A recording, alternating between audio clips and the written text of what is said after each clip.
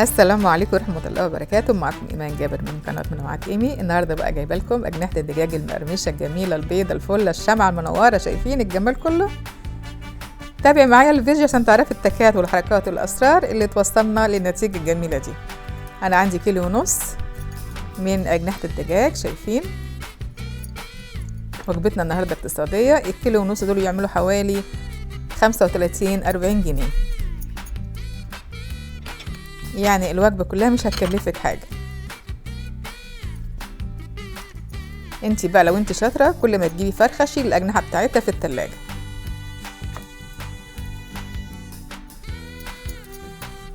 انا هقطع الجناح بالشكل دوت، الكتف لوحده والجناح لوحده، والجزء الصغير ده انا بشيله. لو انتي حابة تعملي بيه شوربة مثلا اعملي بيه، لو ما انتش عايزاه ارميه، هو اصلا ملوش اي لازمة يعني. النهارده ان شاء الله بقى هنقول لكم كل اسرار كنتاكي واحلى كمان من كنتاكي. تابع معايا الفيديو للاخر وان شاء الله النتيجه هتكون مبهره وهتنفذيها سواء بقى على اجنحه الدجاج او على اي جزء في الفرخ. يعني ممكن تنفذيها على الوراك او الصدور او الدبابيس، اي جزء في الفرخه ممكن تنفذي الطريقه دي عليه. طريقتنا سهله جدا وان شاء الله النتيجه هتعجبك وتقدري انك انت تنفذيها. طبعا انا الكلام ده كله للبنات الصغيرين يقدروا يدبروا بيتهم ب35 جنيه واقل كمان من 35 جنيه. انا لأسرة صغيرة اللي جابت كيلو 22 جنيه يبقى ما شاء الله حاجة يعني كويسة جدا. يعني هضيف 2 معلقة من الملح واجيب كده ليمونتين واعصرهم على الأجنحة دي، بتضيع لي الزفارة. كل الحاجات اللي انا هحطها لكم دلوقتي بتقضي على الزفاره وعلى ريحه اي ريحه مش كويسه في الفراخ. احط كمان 2-3 معلقة من الخل، بيدي نتيجه رائعه. احط عليهم بقى شويه ميه كده،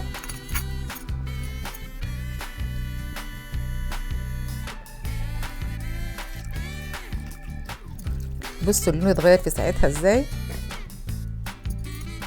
سر بقى من اسرار كنتاكي. شايفين دي 2 معلقتين كبار من السكر، بيخليه من جوه كده الاجنحه تبقى جوس وطريه وجميله. 5 فصوص حبهان وكام ورقه لورا كده حطيهم عليه.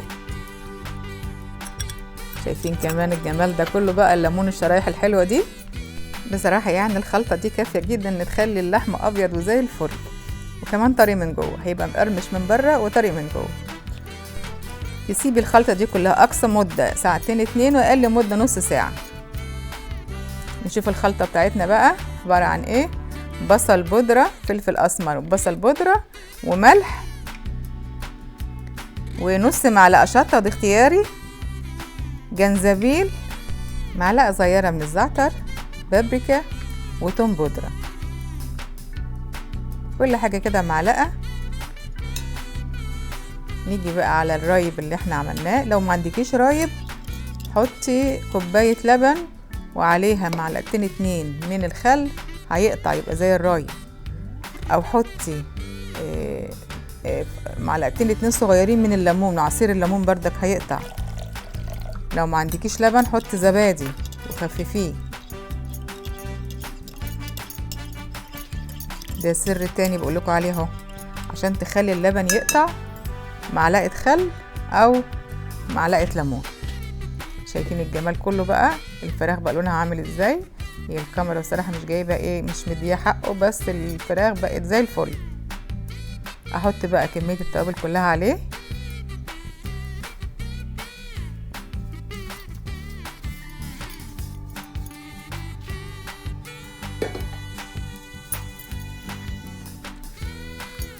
اخلط بقى التوابل كده بالاجنحه.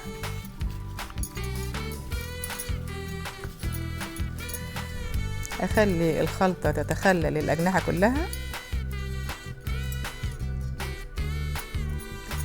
حطي كمان نص معلقه من البابريكا عشان تخلي المنظر كده جميل. دي نص معلقه بيكنج باودر، ولو عندكيش بيكنج باودر حطي بيكربونات صوديوم، بتخليه مقرمش وجميل قوي. معلقتين 2 من النشا كبار، وقلب كويس جدا بقى.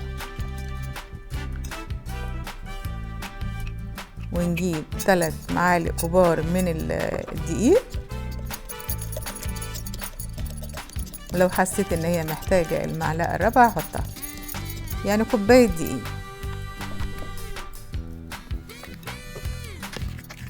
نجيب بقى كل الأجنحة كده وننزلها للخليط أو المزيج، نخلطهم ببعض.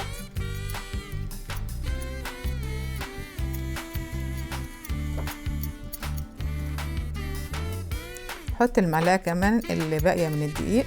أنا عايزة كده الخليط بتاعي العجينة تبقى عاملة زي البانكيك بالظبط. شايفين المنظر؟ لا تبقى سميكة ولا تبقى خفيفة.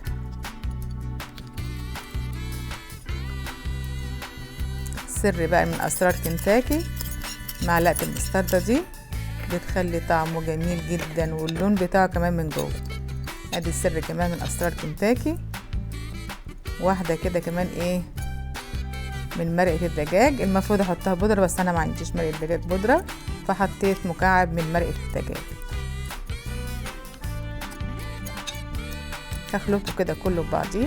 وادي السر كمان معلقة الكركم دي خطيرة، هتخلي شكله من جوه كده جميل ورائع، والطعم على فكرة حكاية يا جماعة. اجيب الاسترتش بتاعي بقى ايه واغطي واركنه قد ايه، احطه في التلاجة من بالليل للصبح. وانتي مستعجلة يبقى حوالي ساعتين 2 او اقل حاجة ساعتين 2. يلا مع بعض بقى نعمل ايه الغلاف. توابل الغلاف بتاعة الاجنحة عبارة عن ايه؟ فلفل اسمر وبابريكا وشطة وملح وتوم بودرة وبصل بودرة. وكل ده بقى احطه على ايه؟ على كوبايتين كبار من الدقيق او 300 جرام من الايه الدقيق. ولو الكمية اكبر من كده ضعفي بقى انت. احط التوابل بتاعتي على الدقيق، معلقة ملح كده صغيرة، واخلط كله بقى ببعضيه. الشطة عايزة تضيفي اختياري ليك انك انت تضيفيها. معلقتين 2 كبار من النشا، ودي بتخليها مقرمشة جدا، يعني هي نفس التوابل.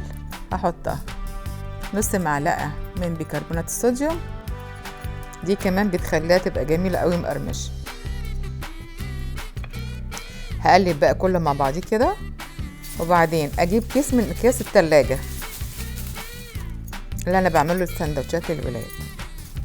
نص الكمية هحطها في قلب الكيس،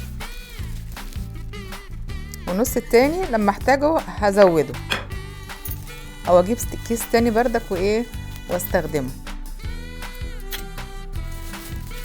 هجيب بقى جناح كده، شايفين انا عايزة ايه اعمل قرمشة حوالين الجناح.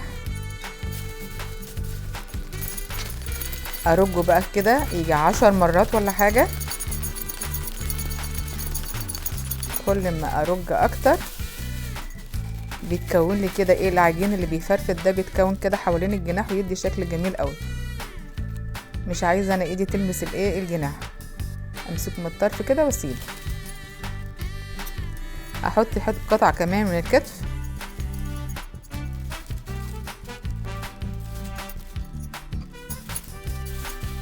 واعمل نفس اللي انا عملته.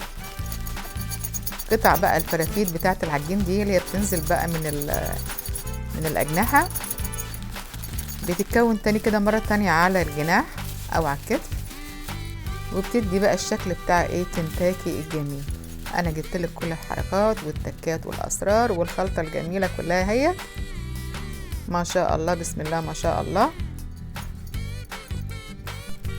حاجات بسيطه جدا تقدري انك انت تسعدي بها اولادك وتحضريها في بيتك، وتبقى انت كمان مطمنه انت بتعملي ايه وحاجتك شكلها ايه. اعملي الكميه بقى على قدك، يعني انت هتقلي خدي على الكميه على قدك بالظبط. الباقي حطيهم في التلاجة لغايه ما يجي ولادك من المدرسه، او تعشوا بهم بالليل، او حتى لتاني يوم مفيش مشكله. عايزه تعمليها وتشيليها مفيش مشكله برضه. شايفين بقى انا جبت زيت حلوة. الزيت ده لازم تستعملي زيت يكون شديد شوية او قاسي يستحمل درجات الحرارة. حط شوية دقيق كده عشان اشوف درجة الحرارة. سخنيه كويس جدا في الاول وبعدين توطي عليه النار. النار متوسطة، يعني مش توطيها تهديها خالص يفك منك الخليط، لا، خلي النار متوسطة. الفراخ بتقعد معاكي حوالي ربع ساعة، يعني اول مرة كده ممكن تلت ساعة، تاني مرة هتلاقيها ربع ساعة، 15 دقيقة بالظبط يعني تلاقيها خلاص كده استوت. شايفين الجمال كله؟ احلى من كنتاكي والله. شايفين الجمال؟ شايفين الطعمة بقى كلها؟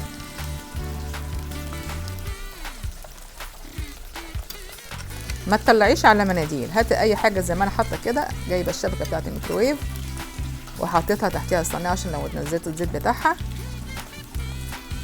وطلعها عليها كده هتحافظ على قرمشتها. احطي تاني بقى مره تانية. ما تزوديش قطع في قلب الحله، يعني حلو قوي الكميه ديت، 4 قطع كويسين. شايفين الجمال؟ شايفين اللون والقرمشه؟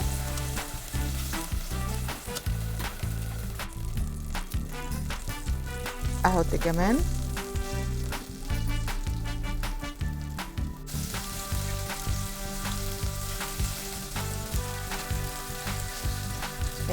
في طرق كتيره لعمل الاجنحه، ان شاء الله في فيديوهات تانية هنقدم لكم الطرق الاخرى.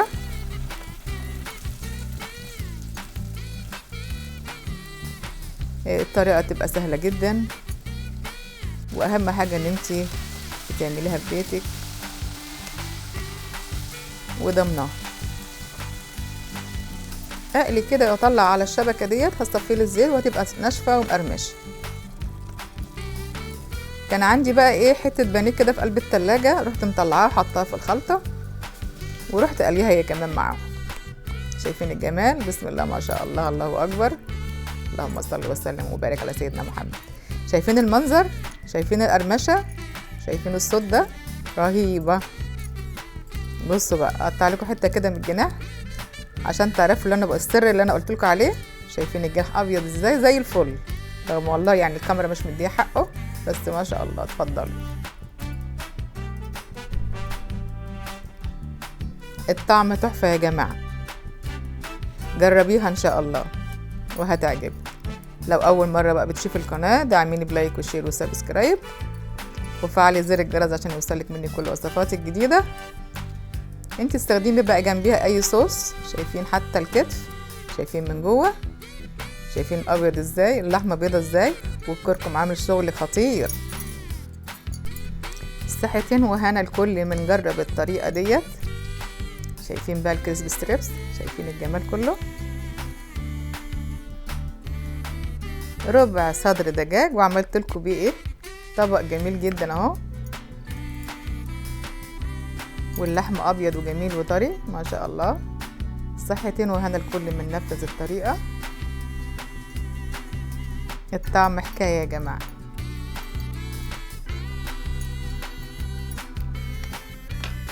لو عجبك الفيديو بقى دعميني لايك وشير وسبسكرايب وفعلي زر الجرس عشان يوصلك مني كل وصفاتي الجديده. شايفين؟ استخدمي بقى اي نوع من انواع الصوص المتوفره عندك. ده كاتشب بس حار شويه، بس ما شاء الله الطعم حكايه.